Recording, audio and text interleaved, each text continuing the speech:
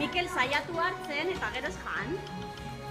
Lo que te sorprenderá primero de entender es que el corazón se entrega en una caja. Pero eso no es lo más increíble. Lo más increíble es que tiene una cajita para poder hablar.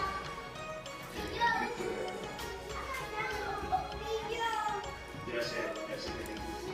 Vamos a repetir.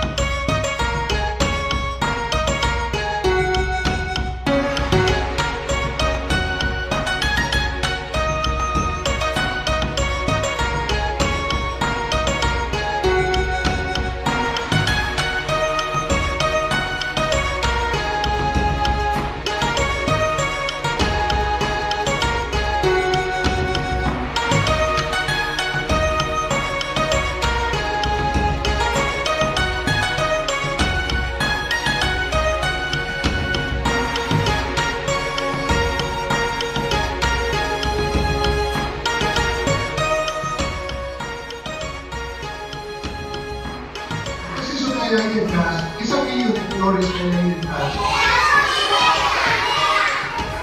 El Eretsumea, el dragón que ¿Ese se es el de llama. Exupea? ¡Sí, va! ¿Dónde está la cabeza? ¿La cabeza? Ahí. Y hay una fruta de un árbol que se llama ojo de dragón.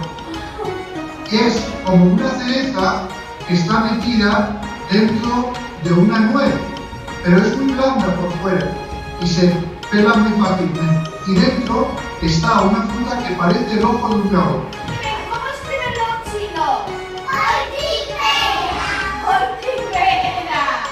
Y Ortigera. nosotros escribimos con un pincel. Y se llama